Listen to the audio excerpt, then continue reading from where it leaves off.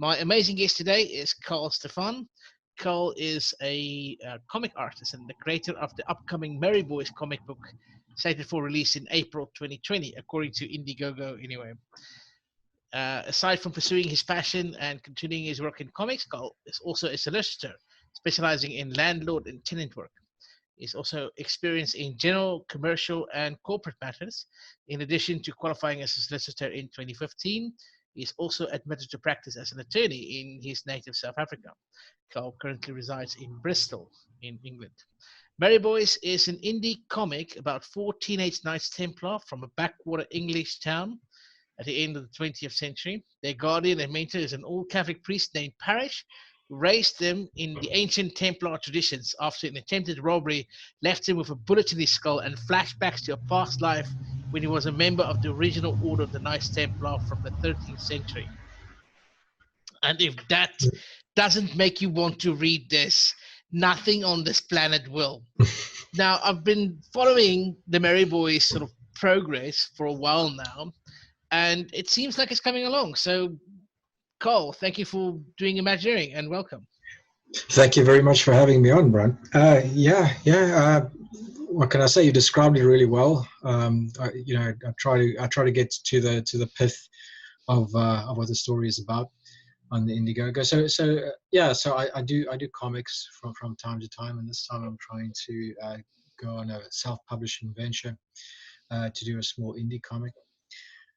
This is 2 issues containing the origin story of the Merry Boys that I put together. I'm writing and drawing this and lettering it and marketing it and doing everything else. So it's pretty much a DIY sort of operation. It's a thing, and it's happening, and it's funding now on Indiegogo, which is an independent funding platform. And I believe there's a link down in the description for anybody who wants to check it out and see some of the artwork. It's the new format for publishing, which I'm still finding my feet on. I'm still trying to figure out how the whole thing works, but things are coming together. It seems That's brilliant. 50, yeah, we're like 50%, 56% funded right now, with about 17 days left to go. So yeah, we're still doing all right. All right, still doing all right. That's brilliant. So is that correct? April 2020 is when we sort of can expect to see the release of Merry Boys Volume 1 and 2? Yes. So obviously everything's been written. All the pages have been lettered, letter and InDesign. All the pages have been drawn in pencil. So all that's really left to do is about 35 pages of inking. The inking is quite elaborate on this project. So that takes a bit of time, but I've put time aside. I'll finish long before then. So yeah, everything's on track. Sorry, got a bit of a cold. That's all right. Now, you're doing this all by yourself, all by one-man band sort of a thing. You've written the script, or the outline rather, of the entire series, and then of course the pencils, and then the lettering and the inking and the colors and everything. This must take an exhaustive amount of time to do all this.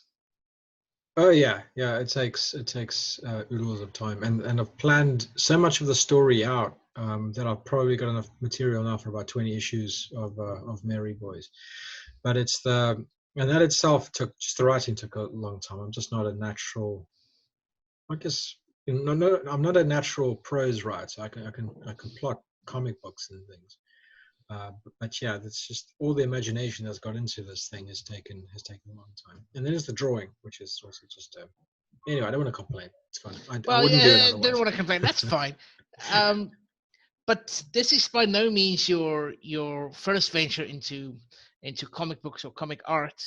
You actually, this, as you mentioned, this is a prequel to another comic book called Sparko. Yeah, I mean, it can be seen as a prequel. There's one character in Sparko that reappears in Merry Boys. If you look at, I've got Sparko here. If you look at the cover here, this was released by Slave Labor Graphics in 2012, I believe. And this character over here is one of the Templars when he's grown up, and he's one of the supporting characters in Sparko.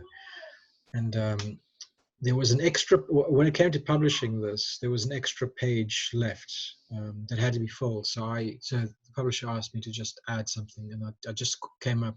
I thought, what can I, just a page filler. And I always liked the Teenage Mutant Ninja Turtles, so I was thinking I can do a variation of that. I can do like a really British sort of thing on the turtles. So I did like the four, the four Knights Templars with their, at that point they had bats and chains, and they were posing with a lot of blood on their faces. And I thought, later on I thought, that actually looks a lot better than everything else in Sparko.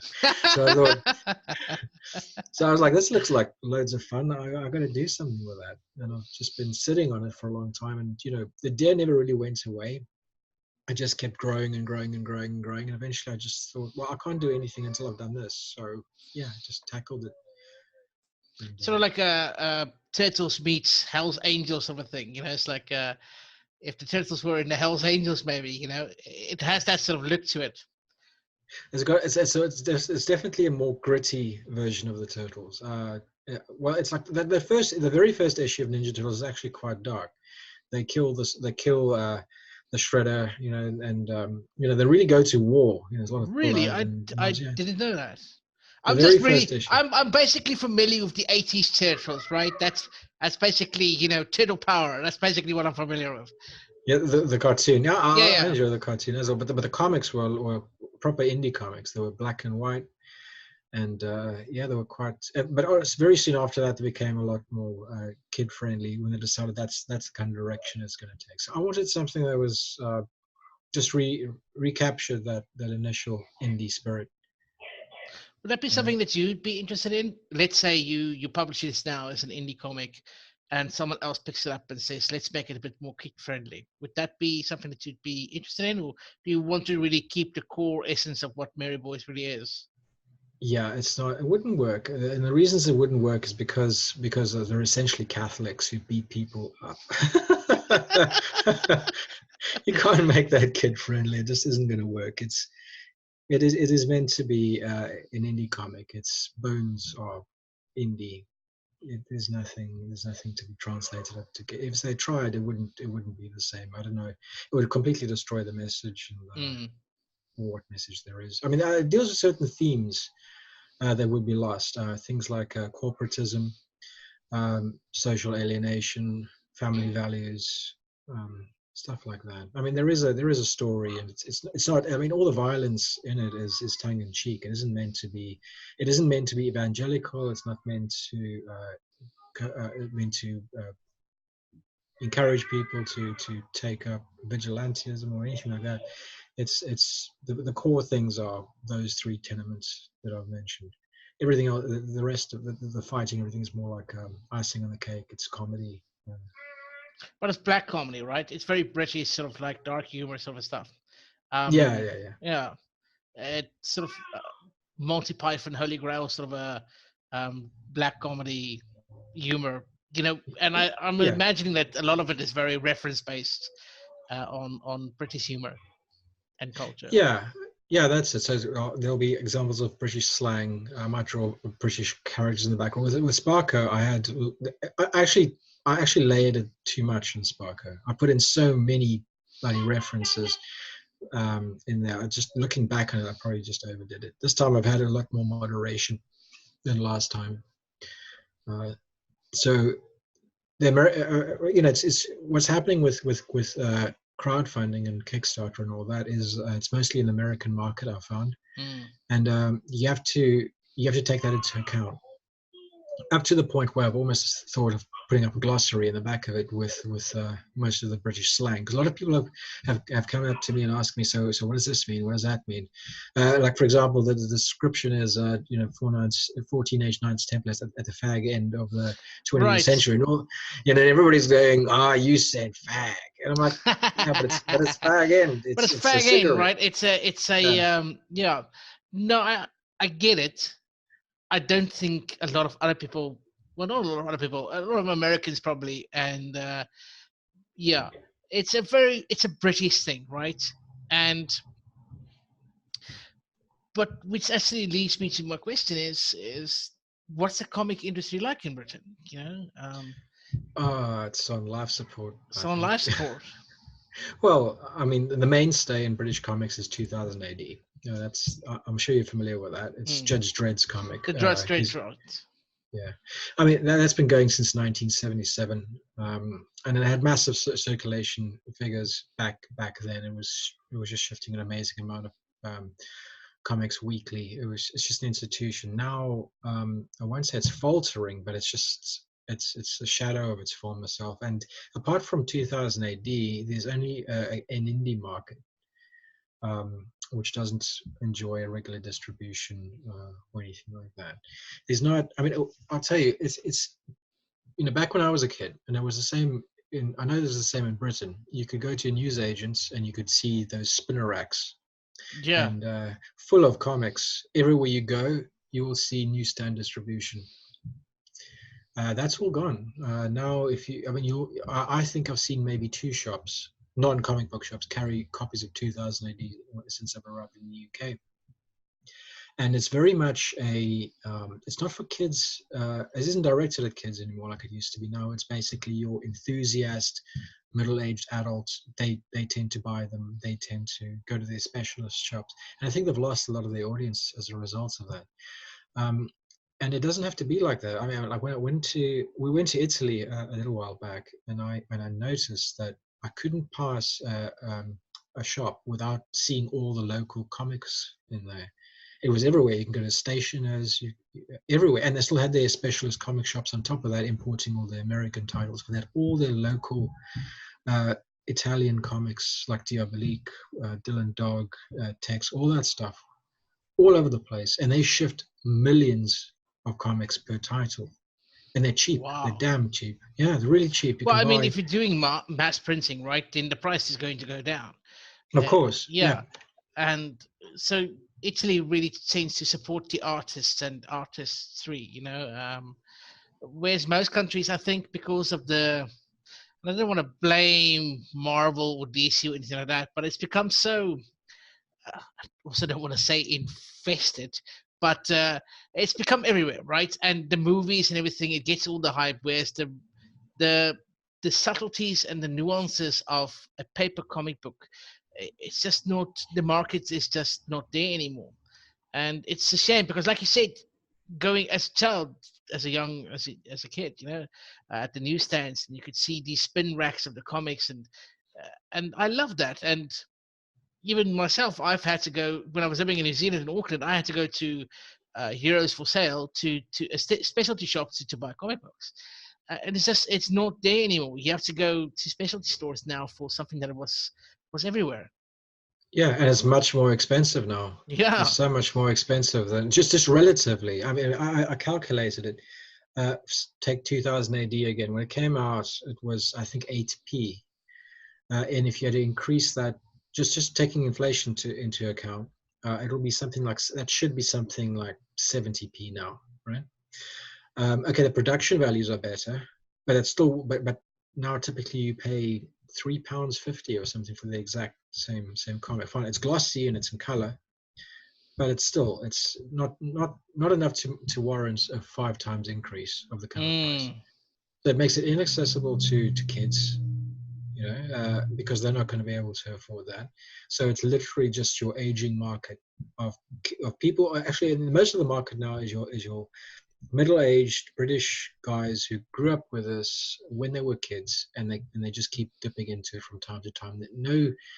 They might, okay, maybe there are 1 or 2, there are a few kids into the stuff now, probably because their parents are into, their dads or whatever were into, and just pass that sort of thing down to the kids. But you will not, but not because they received it from the actual market, not because it's actually ever been marketed to them.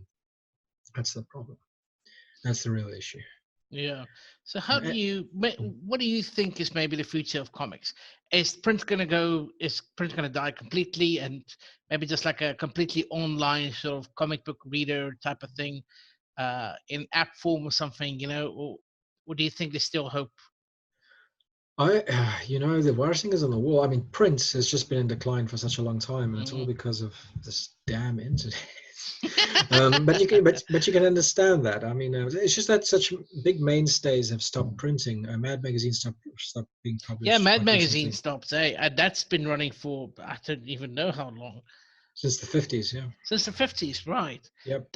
Because I heard the news and I thought, it's like, what? Really? I mean, because when you think comic books in Mad Magazine was like the staple of everything, and yeah, it's even the hardcore stuff, even the stuff that you think would last, just it doesn't do well anymore. Yeah. I mean, but it's all, and also I think it's the New Yorker. Sorry, stopped publishing one panel cartoons. Loads of lines of comic book companies have downscaled in their offerings. They're cutting titles. It's just because of all the competition. I think there are loads of reasons, but I think the big ones are price and competition from other media, Mm. games, TV, Yeah. movie. And you get more. I hate to say it, but you get more entertainment value for the same price. If you had to pay £5 for a 20-page comic book, that same £5 will get you a lot more entertainment value in the form of a Netflix subscription, Mm. for example, or any sort of subscription-based, serialized entertainment will give you better bang for your buck than that. If comics were less than £1 each, I think that would help a lot. That would help a hell of a lot. And but also think there's been a general cultural shift. People just don't like to read as much as what they used to. I don't know. That That's just my yes, observation. that is unfortunately something that's evident with any sort of uh, writing form, newspapers, books, articles, any sort of thing, even long form blog posting, all kinds of stuff that used to have some sort of leg to stand on. It's just it doesn't do any well. True. Video and stuff like that, and motion and animated and all kinds of things. That's really where it's at now. And even podcasting is becoming a, if it's just audio, it's also, people prefer visual now. It's all Yeah. visual, and it The, has to lo- be the in this quick, fast paced sort of world that we live in. yeah. That's right. It's like with the long form blogs is a very good example. It's not Mm, the internet itself; it's what's on the internet. People, mm, well, I mean, if they after a long day of work, I can almost understand this. After a long day of work, where you've been reading things all day, you just want to sit back and you want to listen. Close your eyes, rest mm. your eyes, or just have somebody explain something to you. Not in the mood to sit there reading small text that's often stark white on a black background that's going to burn a hole in your retinas, um, for pages and pages and pages to get the point of what somebody's trying to make. So it's a convenience thing, I think. Yeah, convenience does drive innovation, really. And it seems sad, and it is sad, and we should be sad about it, but things change, and maybe we should accept that it does change. Do you think that Mary Boys, for example, or your work in general, is going to take another form? Like motion comics is a thing, it's like that's something that Yeah, I kind of enjoy. I actually enjoy motion comics. I don't know. To me, it's like you get different forms of animation. It's like you'll Mm, get full animation, which is the old classic Walt Disney stuff. Then you would get limited animation, which is the anime, you know, Mighty Atom stuff that they did in Japan and became this right. whole big anime thing. And then you got like a few steps down is motion comics, which is Mm. just, I don't know. I don't know if I was gonna make something move, then I would go for anime or full animation. The things with comics is you can read it, and if you're dealing with a skilled storyteller, and you can they can create that sense of emotion without having to resort to you know do anything else, to any sort of Oh, other hardware. okay. So yeah, maybe things are changing, but on the other hand, there's still going to be room, at least for a while, still for paper. A lot of people, myself included, I don't learn that well digitally. I'm not sure why, but I struggle to retain information when it's purely digital form, right? I have to sort of like, I have to write it down or have to do something with it. It's just, I need more senses to interact with something. And a book, at least, I get the smell and the touch and the feel, all kinds of things of a book, So yeah, I think, but the new generation that basically they exit the womb with a cell phone in their hand, basically now, it's not even a problem for them anymore. So I don't know what the future holds, but I know that creativity and the thought process that goes behind what really has happened for the sort of work, that's not going to go away, and that can't really be replaced by any sort of automation tool or chatbot Yeah. or computer of any sort. And I think regardless of what format Merry Boys or your work really takes, you will always be able to pursue your passions because it is something that can't just be replicated by a computer. The thing is, the nice thing about comics and writing prose, well, writing prose is probably even easier, is the fact that a whole story can be told by one person. Mm. So that is the big benefit here. I don't have a production team. I don't have a marketing.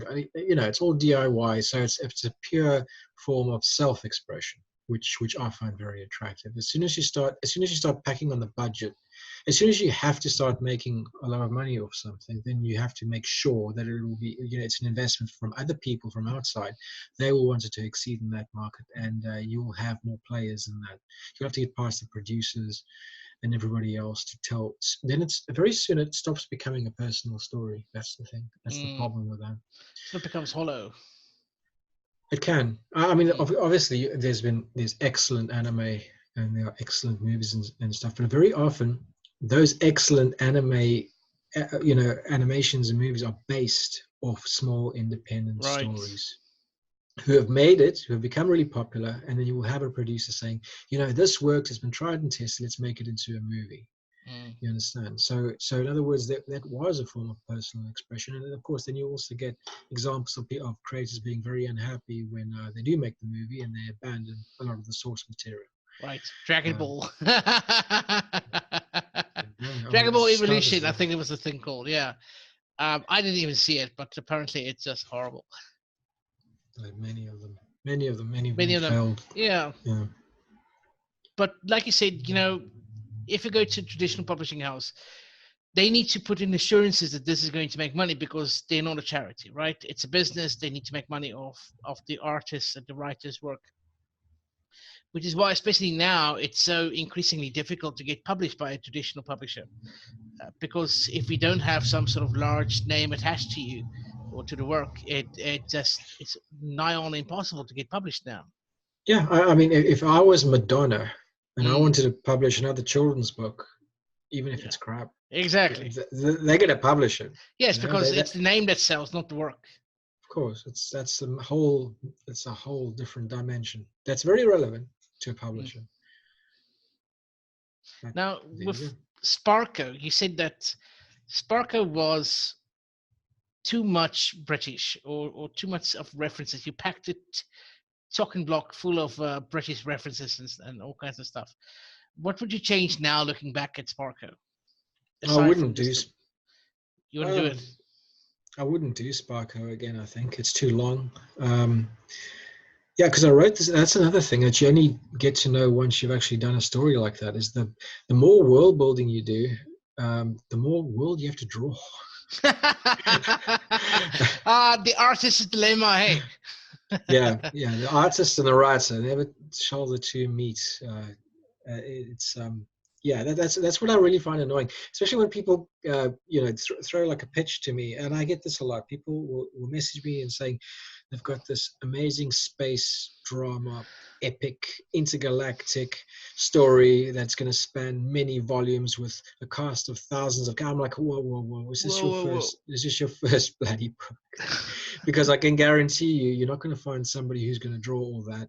One artist or two or three artists who's going to do that consistently for you. You're better off writing something very short to start off with, and finding your feet before you start doing stuff like that. Well, that's the benefit of being solely a writer, is you have infinite budget, right? Yeah. The only budget you need is the audience's imagination. If you can get that working, then there's no real limits to the story that you can tell. Unfortunately, it's not sort of the same case with any sort of visual medium, because the costs involved is it sort of just explodes as soon as it becomes more complicated, which is why also I imagine you don't do in color as much. Yeah, it would be too, well, first of all, I'm a bit of a fetishist where it comes to black and white artwork. I'm a big fan of, it's just a tradition that indie comics are black and white. There's been some, like, all my favorite indie comics are all black and white. So I wanted to keep it like that because I really love, original brush work and ink washes. So if you had a color it in, it's gonna cover that up to a large extent. I mean, maybe in future, who knows? I'll do like an issue or two in color, but for right now, no, I just want to keep it like that. It's Okay. got that certain look. So, Mary Boys basically came as a result of Sparker. So you shouldn't really be too upset about Sparker, because you're getting now to sort of do what you really want to do. But with that said, it's always tricky to sort of like find your feet, and finding your feet means taking out a lot of stuff that you wanted to put in the first place, because he actually did say that you sort of limited in scope a bit with Mary Boys now. And I was wondering now, the Catholicism, where did that come in? Why choose that specific sort of thread to pull on? I'm trying to think.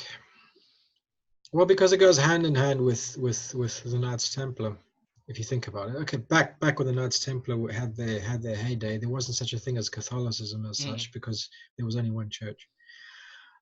So today it is something that is a necessary distinction that you would have to make.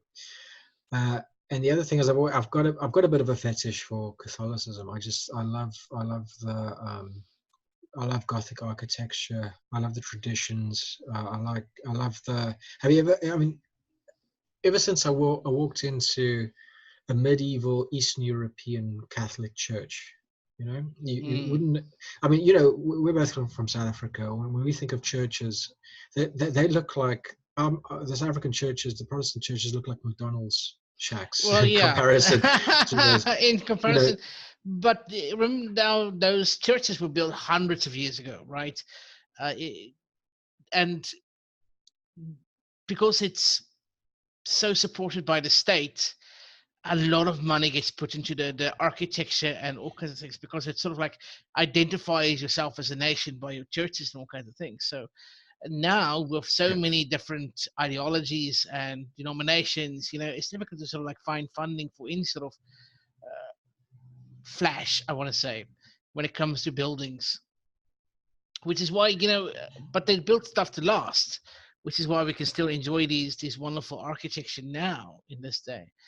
But yeah, so you're basically saying that architecture and the Catholic sort of like way of doing things, not so much the way of doing things, but the presentation style, maybe. Uh, If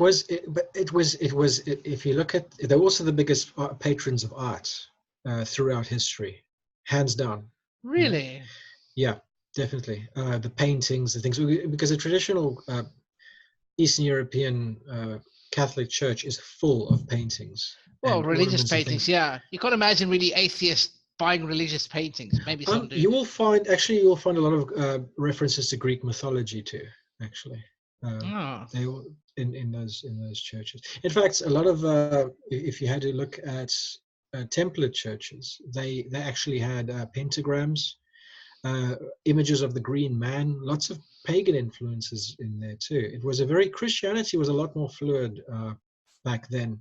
I'm talking about 1,000 years ago. It mm. was a hell of a lot more fluid then than it is now. Um, and I think also that the Catholic Church, Catholic faith itself it's drawn so much from pagan influences and things, like all the saints, which I mean isn't a bad thing. It's just like incorporated the Yeah, well, I mean, zeitgeist, the churches feeling still of the have nation. altars, yet no one gets sacrificed. So, um, Yeah. it's. I think maybe they put that in a way to sort of like lure people away from paganism and into more religious, new religious. I mean, new now, like 2,000 years ago. ways of doing things by incorporating stuff like the Green Man and like altars and stuff like that to sort of like give common ground. Like it's Yeah, it's like that the was the stuff that idea. the stuff that you like, the altars and the demons and the pictures and all kinds of things. That's still here. So come and look what we've got. You're not actually losing anything, except no one has to die. So that's tops. But yeah, I think now when it comes to creativity, we tend to say, by me, I mean me, yeah, it's like we is me. Trace, copy, create, right? When you try to create something new, then trace something one to one, right? So I'm imagining that's probably where you started. You Yep. trace something like Archie comics or something like that. You just basically put a paper on top of an Archie comic and you started drawing Jughead and Archie and so forth. Just tracing it. And later on, you started trying your own thing where we copied different sources from each other and sort of created your own character. And later on, you went full on and created completely new characters and new ideas and new stuff. And creativity, people think creativity happens in leaps and bounds. And that's just what's seen, but there's a lot of work that actually goes into these thinking processes. And I can imagine that, because now you said that Merry Boys was basically it's a prequel sort of Sparko, but there was Sparko first. It might not be your favorite, it might not be even good according to you, which is fair because you wrote it. But it is there. Merry Boys didn't just happen, right? There had to be some sort of process before it. Well, I'll tell you what I think. It's if you know how your father being a psychiatrist, a Rorschach test. Yes. It's like that.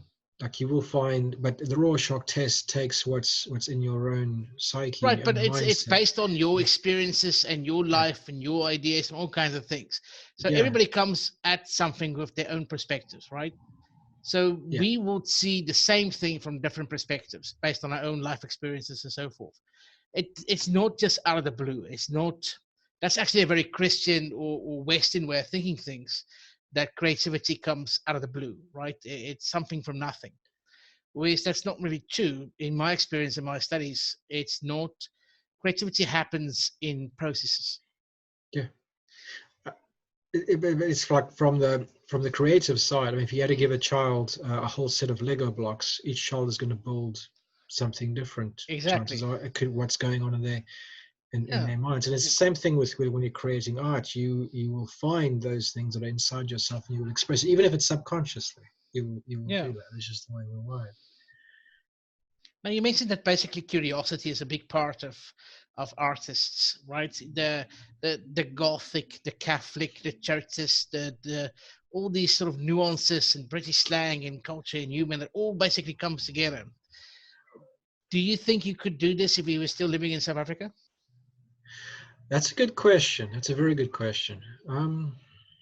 I don't know. I don't think so. The reason being is my life has changed a lot since I've left. These things are a reaction to things that have happened to me, things I've seen, things I've experienced. So probably not. I would probably do something. I would probably be doing something completely different. I think. Yeah. Would you still be an artist? Would you still try and do Yeah. Because that's who It you would be. are. Yeah, it'd probably be something still based on the Ninja Turtle. So it might be,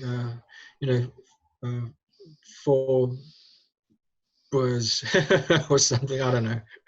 For Zulus or Xhosas. Maybe. Why not? Maybe that's Maybe. something else you can do.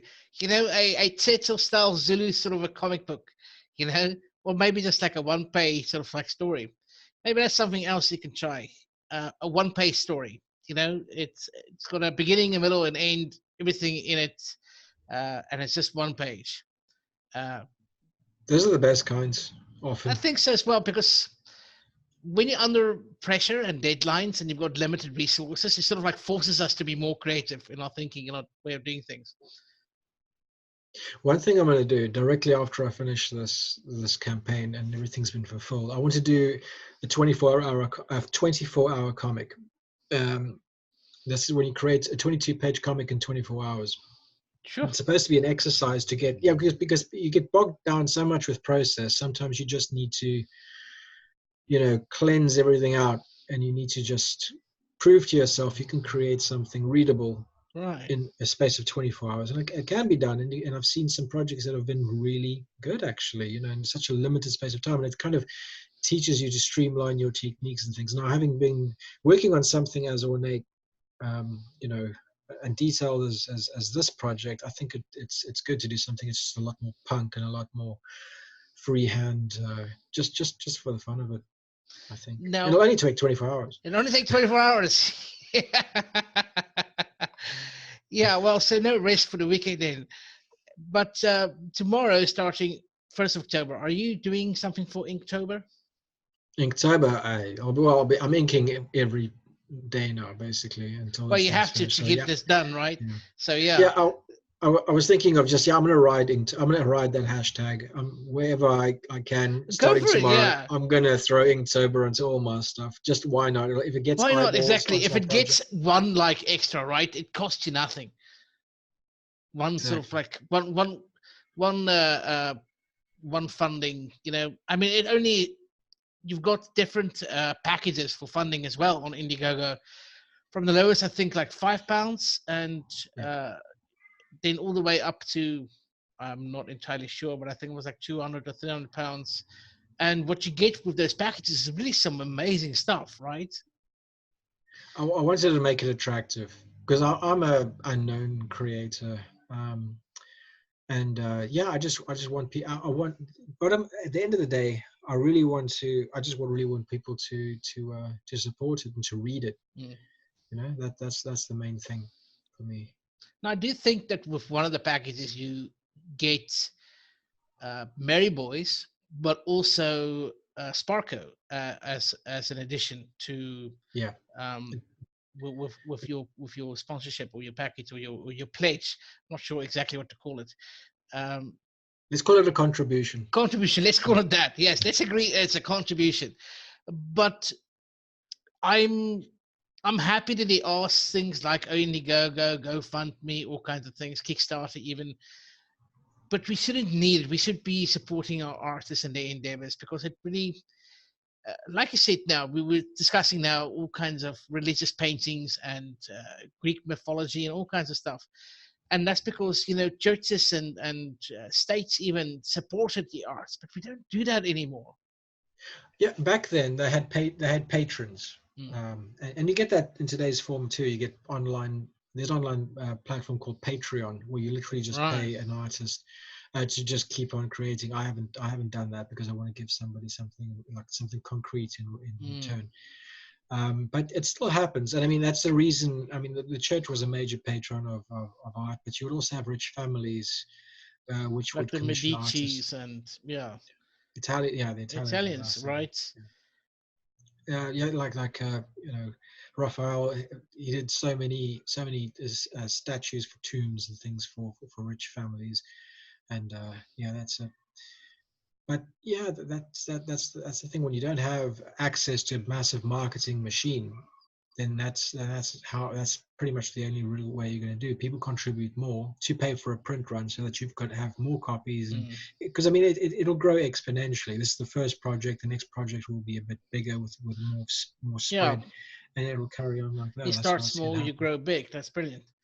Because everybody wants to start at the back end, right? When everything is working wonderfully and everything's successful and you've got all this time and money and no barriers. But life doesn't happen that way. You have to start small and you have to build yourself up, your skills, your experience, your knowledge, all kinds of things.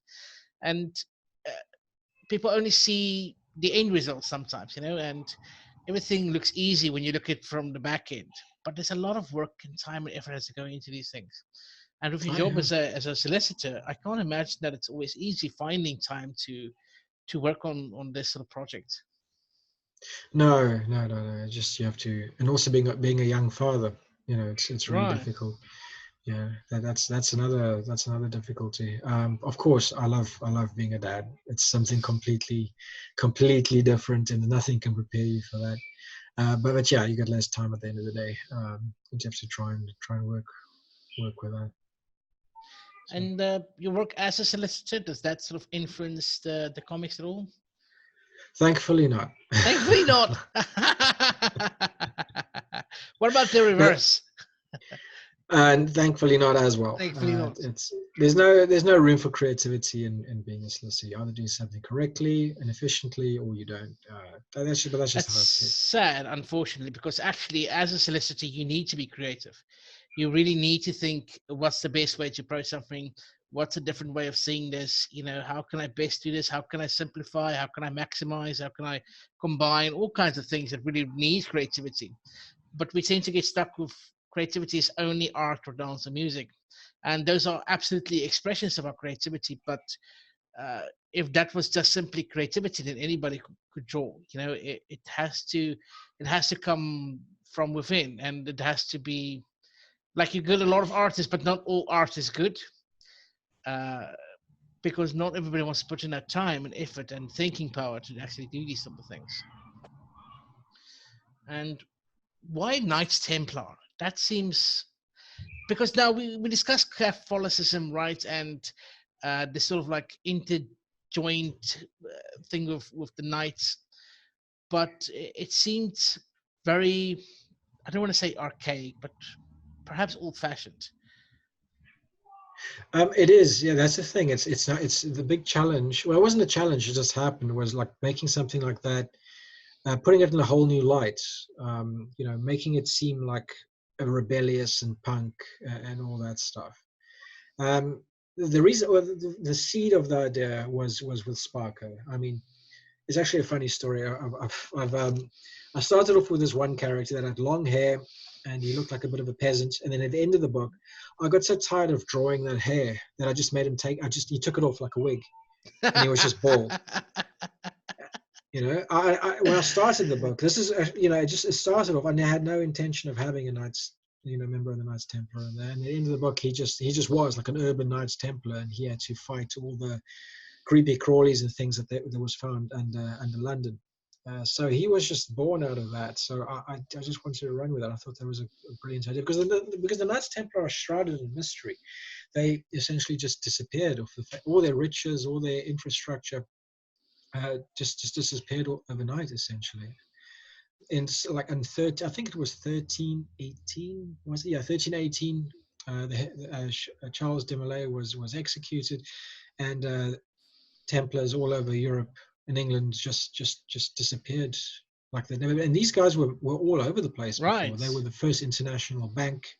I mean, they came to be. They were the guardians of the pilgrims going to Jerusalem from Europe, because in their pilgrimage they would naturally be accosted by bandits and robbers, and they would be murdered and whatever. So what the Knights did do, their role was to accompany the pilgrims to make sure that they get there safe. And also they created a banking system whereby you would pay your money to the order in, say, England before you went. They would give you something very much like a check. Let's say the order owes you X amount of gold, and then you would carry that. Obviously there would be safeguard, right, some fees associated with this, right? Yeah, they would take like a bank. a cut. Yeah, exactly. And then Yeah. when you get there, here's your VAT papier, here's your bill of exchange, here, and it would be treated the same as money. And that was how the whole thing happened. They turned that into a business. But they never kept any records, so I guess they never got audited. They never. Would you want the actual, to? No, yeah, well, exactly. I don't think the taxman was as heavy-handed back then as they are now. But like, for example, the knights themselves, they were like monks. They weren't like your typical Western non-religious knights, a sectarian knight. Their names were never recorded. They basically lived in poverty. They only lived to fight and serve the order. They were servants first. Yeah, they were monks, fighting monks. Forget the Shaolin monks. Right. We had our own. Yeah, we had our own, and it's a very romantic sort of notion. And when they died, they were buried in unmarked graves, and they lived and died for the order, for nothing essentially, well, except for the spiritual Right. reward. So yeah, I mean that just captured my imagination when I started, because I didn't know all that much about it when I decided to put the Knights Templar in there. So I started reading up a lot about it, Mm. and it just goes deeper and deeper and deeper. And I visited some of the sites in London, and here where I live in Bristol, there's remains of a Templar church. Um, all over the country, they were prevalent. Okay. Now, in the bio or the about page for Marriage Boys, apparently Parrish, sorry, uh, he got a bullet in the skull, and he gets flashbacks of a past life when he was a member of the original order of the Knights Templar from the 13th century. What does that exactly mean? Does that mean he's from the 13th century, or does it just mean that he was Well, part of the order, or it is it was a all a past, mystery that I need to select?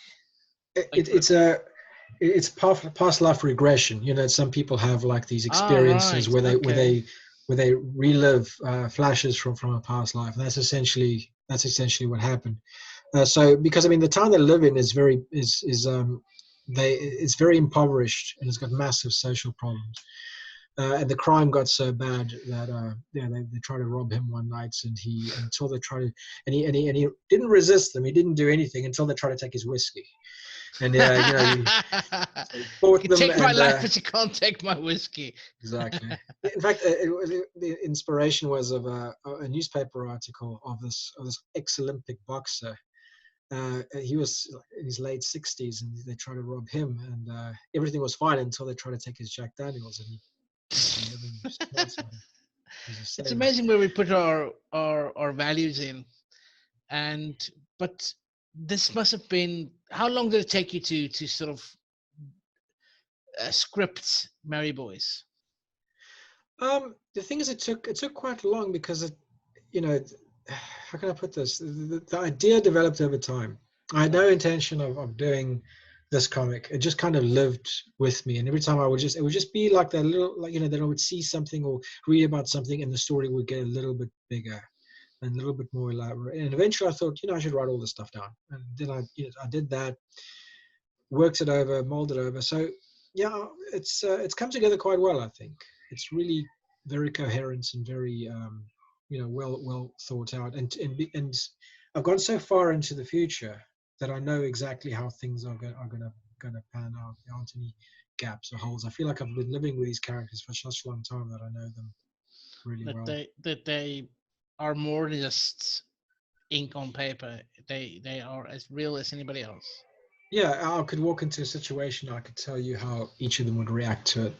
For example, you know, and you just follow them. After a while, you follow your character and just write down what they do. And Well, that's basically what if you speak to any sort of author, uh, they are as much experiencing the story as you are when you're reading it.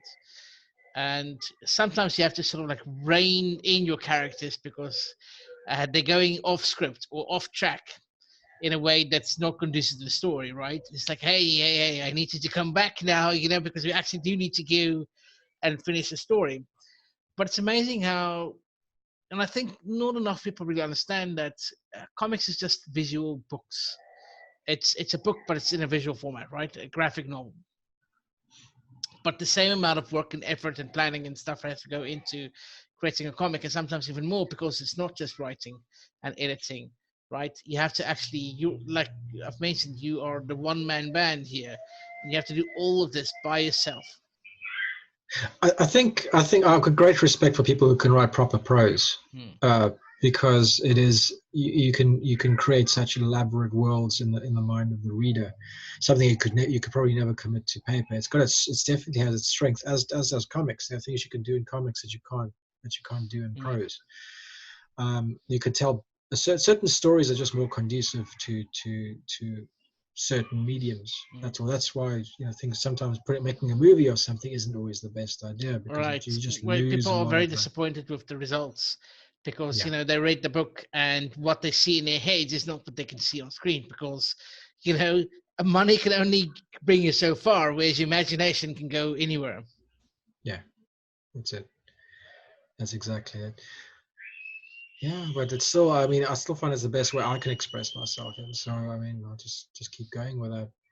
You know, Yeah. I think if I were just to write, then the artist would get upset. If it were just to draw, if I was just doing pinups and single panel things the whole time, then the writer would say, hey, I want to tell a story. No, you better find a way of telling a story. So it's just a happy medium between those two Happy things. medium, yeah. So have you Yeah. thought about sort of expanding your uh, online presence? Not just with like interviews like this, but maybe uh, doing a Skillshare course or something like that. It's like or doing live videos of you drawing or inking or something like that, or tutorials. Or I'm not sure, but you are quite I sparsely available on social media. Is what I'm sort of yeah, getting at here. well, the thing is now, it's social media to me has seemed like a necessary evil. Mm, In try, especially when you're doing self-publishing, you've got to be online, you've got to be available to people, and because people, it's everything is postmodern now. It's not just your work; it's you as well. You're yeah, part of the product. You're part of the experience, you are a and that's, brand. you yourself are a brand. Everything Mm. that you put online is you, and they're going to judge you by what you say and do, which is kind of scary. But I'm still getting to grips with that. I've only recently started doing videos, and only recently since I started launching when I launched the campaign, and I've really started trying to expand my social media influence. So yeah, I'm open to any sort of suggestions on how I can still do that. I mean, I started doing things of what I was just drawing. There's just some technical. I just never think that I mean, I've got good cameras and things. I just don't. I'm never really quite satisfied with the result, what it looks like, Mm. online. It's just something I need to work out, something I need to I think learn. that's also sort of like the curse of every artist is they want it done perfect, right? It has to be perfect before they put anything out. Unfortunately, world changes so fast that it doesn't wait for you to be ready. You have to The thing is, constantly what produce. sorry, yeah, Yeah, no, yeah, go for it. yeah. It's like basically what I found is that content. I mean, the pace of content is more important than the quality. Yeah, Unfortunately, I mean, the guy who puts out one video a day is going to get a bigger audience than somebody who does it once a month. It's just a fact. Whether if that mm, one video a month is better than all the videos that other guy put out in once every day is inconsequential. That is just how it is, because people need the repetition, the reinforcement, the reminding, because there's so much stuff clamoring for our right. attention these days that's unfortunately the But approach you that's have to why take. Coke still advertises, right? They're Are you being still paid for everywhere. that endorsement? Not sponsored, but call me. But Coke still advertises, right? As does Pepsi and everybody else, because you have to stay in the public eye. I can Yeah. guarantee you that if you stop advertising Coke, a year from now, people will forget about it because the world is just too busy, right? It's I think just so busy. I think, yeah, the thing is, it's not that people will forget. It's just that other Things will just, Pepsi yeah, will keep advertising, and their market share will keep growing, and more people will start drinking Pepsi. That's yeah. all. That's It's because if the other competitors weren't as aggressive as to what they were advertising, then yeah, it wouldn't be such a huge But I issue. mean, let's look at Huawei. I don't even know how to say it, right? They came out of nowhere, like only a few years ago. I've never heard of this brand. Now they're everywhere, and I can't help but notice them. And that's just because they're very aggressive in their marketing and campaign, right? And so now it's not any like iPhone or any phone really. It's not that much different than any sort of other phone, but it's become a very dominant sort of competitor to established brands such as Samsung and Apple, that even if it's a crappy phone, their marketing sort of like helps them so much because it's everywhere. And so when you're going to buy a new phone, the thought that sticks up in your mind is Huawei or Huawei. I don't know how to say it, but yeah, Yeah, done Monica's is just better than bought one. perfect. Yeah, Yeah, no, we got one in our house. I was also like, what's this? yeah, Hawaii? Huawei, Yeah, Huawei, Chinese Huawei. phone. Yeah, yeah. I mean, my modem is a Huawei. It's like what? I can't even say it now, right? And I've had it think for like 3 years now. So, but I don't have to say it. I don't have. It doesn't have to be easy. They don't care. They getting the I think they're very close to being like 13th place or second or something like that. I must speak on a correction here for the market share of mobile phones. It's ridiculous, and I came out of nowhere. It's good for the consumer because it will undercut the current Yeah, competitors with better products. And competition will drive everything forward. So hell capitalism. hell You know. capitalism. But creativity doesn't happen in a bubble, right? Which is why you need to sort of like work with brands, not just against them.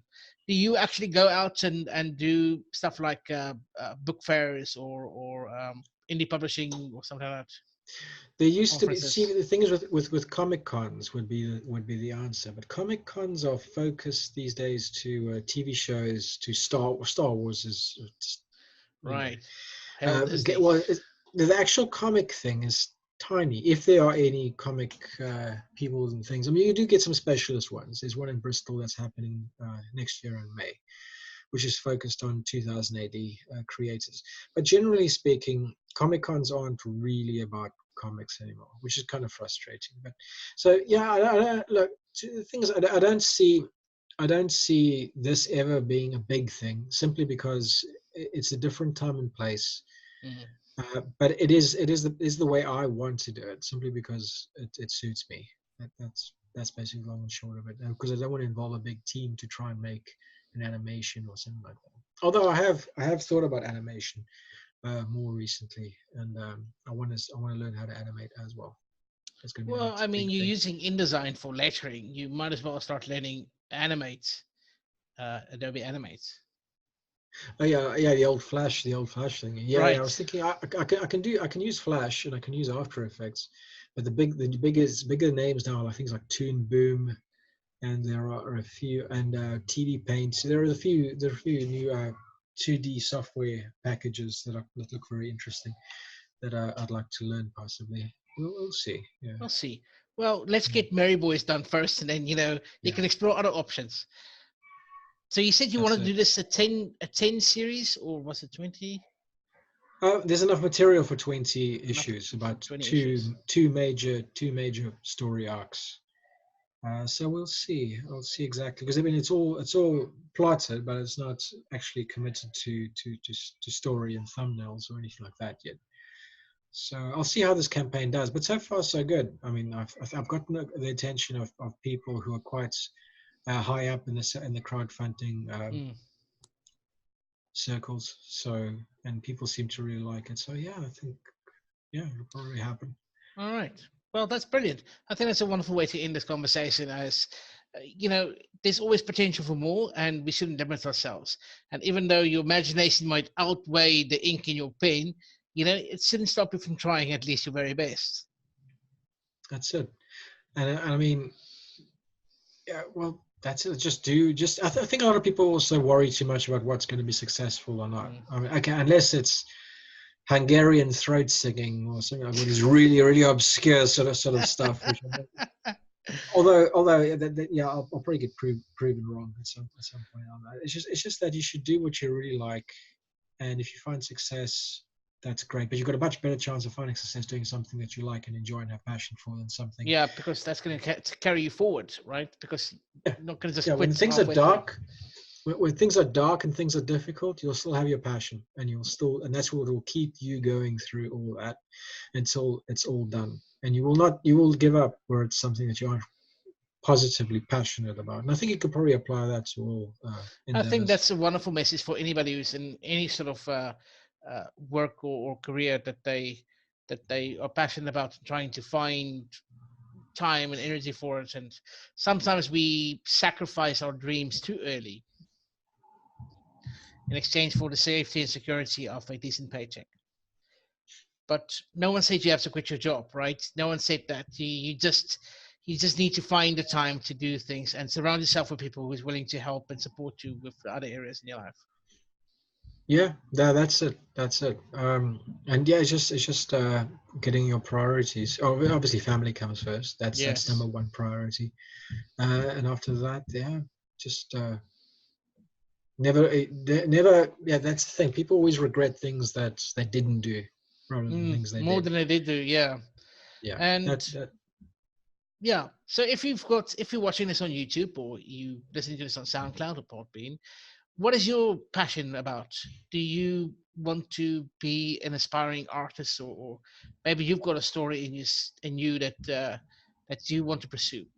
Maybe if you want, I'm going to share the links to Carl's social media platforms, and if you want, drop a comment and maybe ask for help. Maybe ask for some guidance. And I'm certain that if Carl can, he will probably give you some tips if he Sure, can. sure. And with that, I think thank you for joining me for Imagineering. I think we've got some really interesting, thought-provoking discussions about art history and the state of comic books. And there's always way if you're passionate about it. Thank you very much for having me on. I really Okay, enjoyed it.